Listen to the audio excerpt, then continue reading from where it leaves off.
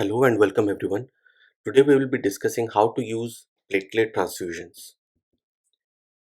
Platelet count, the normal is more than 150. Once it goes below 150, it is called thrombocytopenia. If it is less than 50, it is called moderate thrombocytopenia. If it is less than 20, it is called severe thrombocytopenia. About 100 billion platelets are produced daily by the adult bone marrow, with a significant portion being stored in the spleen.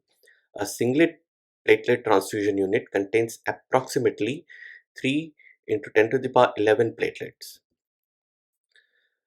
The importance of platelet rise in the crucial role it plays in the primary hemostasis and maintaining the vascular integrity. Making platelet transfusion is a biologically plausible treatment for thrombocytopenia to reduce the bleeding risk. The first reported case of successful platelet transfusion was in 1910 for a young man with a life-threatening epistaxis. Improvement in the processing and storage has allowed for the growth of platelet banking. Now, there are some basic assumptions that we do in our platelet transfusion practice. The first is thrombocytopenia is a predictor of bleeding. Platelet transfusions effectively increase the platelet counts, and platelet transfusion can prevent or treat clinical bleeding without causing harm, considering their clinical and cost effectiveness. Now, how are platelet transfusion manufactured and what is the unit? The manufacturing method: whole blood derived platelets obtained by the Buffy coat method in the UK and Canada from the platelet rich plasma in the US. Typically, 4 to 6 donations are pooled to make an adult dose. Apheresis platelet: it is collected from a single donor, offering more consistent product in terms of volume and platelet count. Almost all platelet units are subjected to leukocyte reduction before storage to decrease the risk of adverse reactions and potential alloimmunization. Storage: platelets are stored in plasma or various media, undergoing biochemical, structural, and functional changes over time, known as storage lesions. There is research into the efficacy of cold stored platelets versus standard room temperature storage due to these changes. Variability among donors. Platelet counts and quantity can vary significantly between individuals, affecting the yield effectiveness of the donated platelets. Biological difference exists in platelets from different donors, such as varying degrees of responsiveness. However, studies have not shown significant differences in platelet count increment flow transfusion between high and low responder donations in terms of population. The next is donor and donation characteristics impacting the recipient's outcome. Now, the factors that may affect the platelet count, size, and function, for example, platelet from female donors may contain higher levels of inflammatory cytokines. Now, due to the platelet availability pressures, there may be a need to use platelet from different blood groups, impacting the ideal practice and possible ABO matching for all cases. Now, technological applied to reduce the infection risk from transfused platelet by being researching for the safety and efficacy and their impact on reducing the platelet refractoriness in various recipient groups.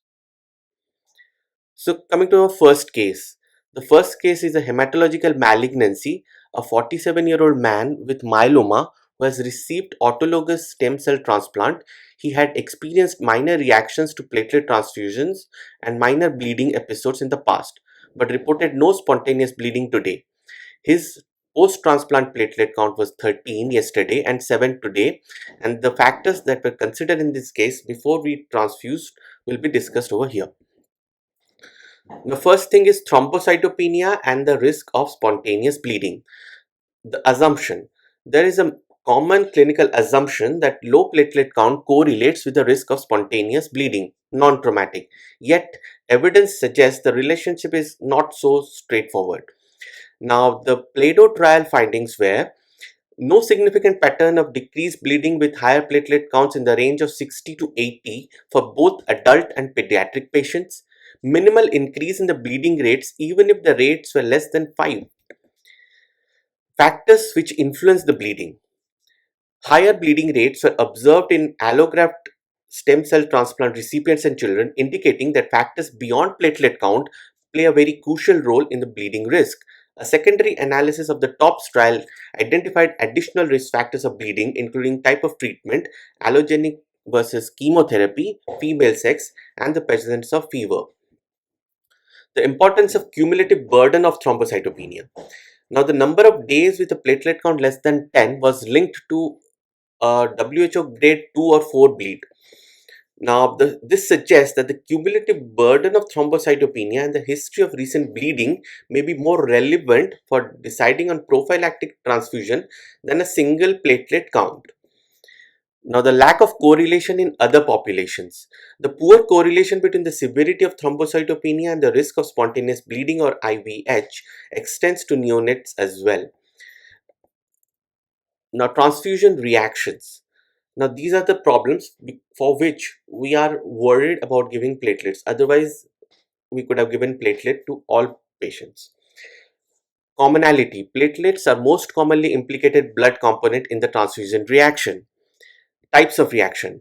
Febrile non-hemolytic allergic reactions with frequency of 1 to 14 and 1 to 50 transfusions respectively. So it's a very frequent complications. Now, impact on the recipient. Although some clinicians may view these reactions as minor, recipient often find them distressing, especially if they occur repeatedly. Now, preventive measures. There is no evidence that prophylactic antipyretics or antihistaminics reduce this incidence of transfusion reactions. Fewer reactions have been reported with platelets stored in platelet additive solutions like less plasma. Infectious complications. These are the most important ones. Sepsis from bacterially contaminated platelet units represents the most frequent infectious complication from blood product transfusions. Now, what is the transfusion threshold to prevent spontaneous bleeding?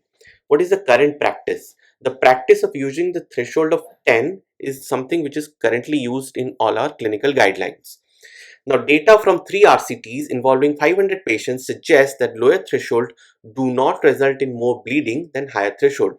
For example, a 10, 20 versus 30. So 10 is sufficient enough. Concerns about adequate power of these trials. There is a debate over whether these trials were adequately powered because only 500 patients have been included, especially with bleeding as an outcome measure. A reanalysis of one trial indicated that the difference might be more evident in a larger trial. Now, determining clinical important bleeding. WHO grading system is commonly used to classify bleeding severity, but its limitation include broad categories that may overlook minor changes in the bleeding and vary in transfusion thresholds. The difference in perception and reporting. There is a likely discrepancy between patients and clinical's perception of bleeding severity. RCTs have reported varying baseline rates of bleeding, raising questions about methodology and reporting of the bleeding events. Because if the baseline level varies from various studies, it indicates that the threshold that we are taking to report an episode of bleeding in our trials or for our clinical practice is not same everywhere. So the practice cannot be transferred from one place to another based on these reports. The impact of bleeding on the quality of life. The impact of bleeding on patients' quality is largely unexplored. Although severe bleeding can be life threatening, but minor bleeding can also affect their quality of life. Now, major bleedings.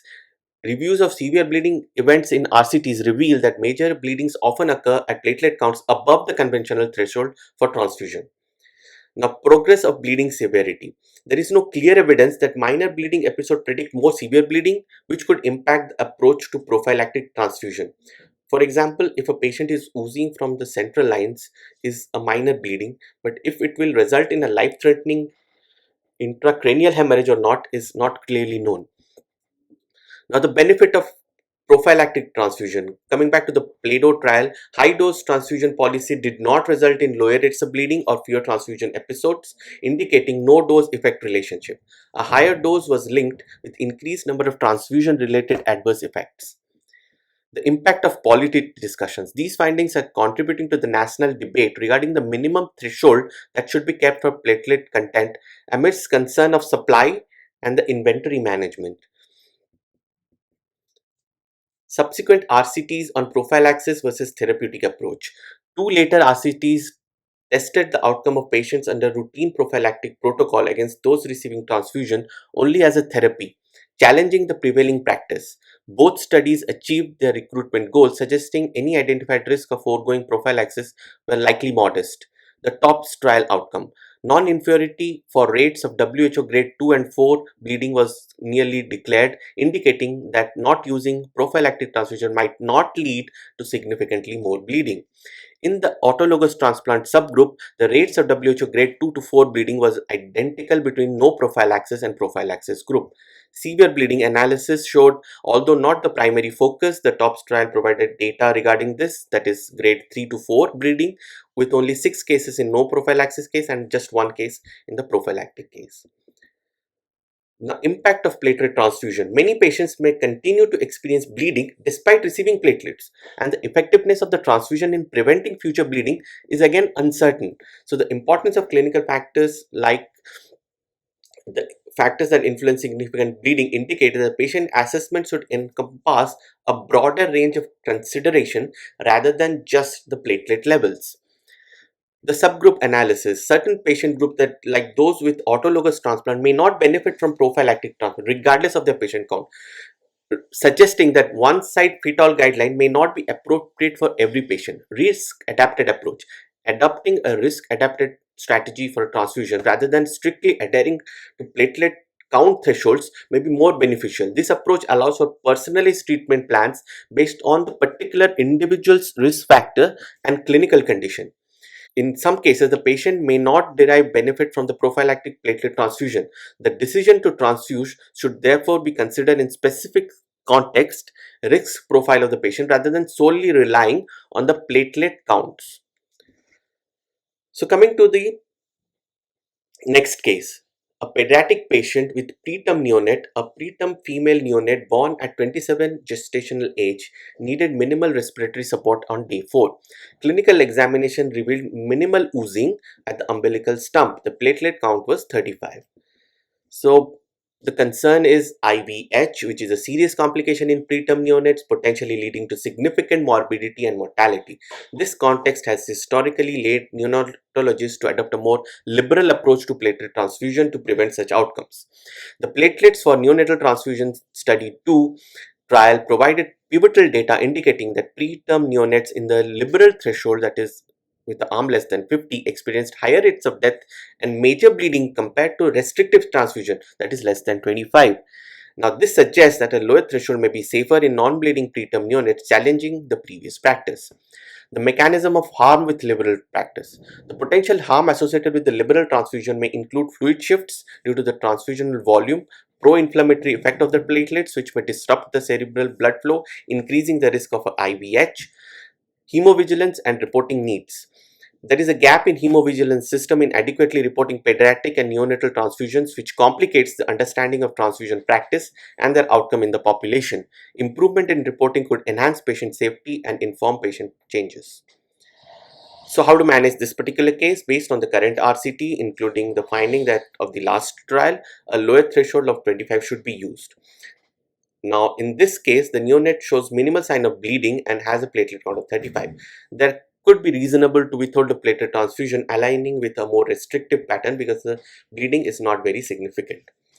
So coming to our next case, a critically ill adult, a 70-year-old man admitted to the ICU with pneumococcal pneumonia is placed on ventilator and treated with intravenous antibiotics. The platelet count was 17 and the patient requires insertion of a central venous catheter. Thrombocytopenia in critically ill is a significant problem during their ICU stay. The condition can be multifactorial, associated with increased mortality, dysregulated immune response. Now, platelet transfusion, the evidence in critically ill before invasive procedure remains inconclusive. Guidelines vary due to a lack of high quality evidence, reflecting a need for RCT to establish the base practice.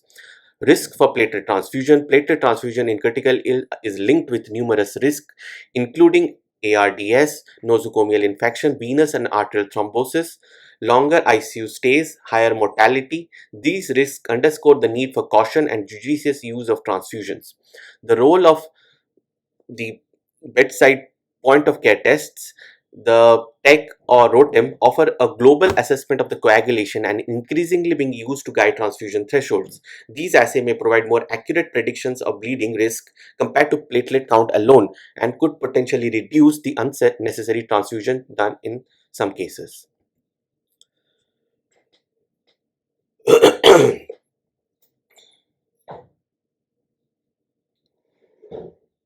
So coming to the management of our case, given the complexity and the potential risk associated with the platelet transfusion, coupled with the limited evidence supporting its benefit, the following approach is recommended. Withhold the platelet transfusion in absence of an active bleeding. Given the patient's current platelet count, it is prudent to withhold a prophylactic transfusion. This decision should consider the risk associated with transfusion in critically ill. USG guided insertion and experienced operator. For the insertion of central venous catheter, employing ultrasound guidance and ensuring the procedure is performed by an experienced operator can minimize the risk of bleeding.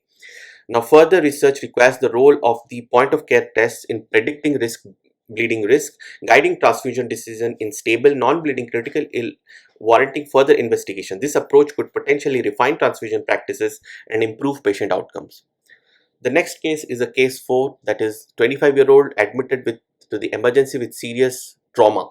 The massive hemorrhage protocol is activated despite initial normal platelet and an intraoperative transfusion of just one dose of platelet. The repeat platelet count is now 49.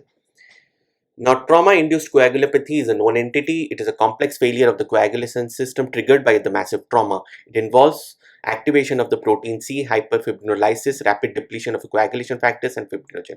Platelet dysfunction, even with normal initial platelet count, is common, associated with increased mortality risk. So, how to manage the hemorrhage? Effective management includes timely and balanced administration of blood products alongside controlling the bleeding surgically or radiologically. The goal is often to maintain a platelet count of more than 50 as a part of massive hemorrhage protocol. Now, MHP is associated with improved outcomes in observational studies. However, these studies were subject to survivorship bias, making it challenging to determine the effectiveness of their protocol definitively. So, how to manage this case based on the proper trial insight? The proper trial, which was studied the optimal ratio of plasma platelet to RBC in traumatic bleeding, found a reduction in the risk of death from exsanguination within the first 24 hours in groups receiving higher plasma and platelet ratio, suggesting the potential benefit of early platelet transfusion. The role of point of care tests like TEG and ROTEM is more individualized approach to managing trauma-induced coagulopathy by providing real-time assessment of the clot strength, guiding transfusion needs to be more accurate. While small RCTs reported benefit, large RCT found no difference in the outcome when comparing BHA algorithms to a standard MHP. So how to manage this case? Control the primary source of bleeding surgically or radiologically. Platelet transfusions to be used as a protocol of the massive transfusion protocol. If the drop is less than 50, then you can go for transfusions.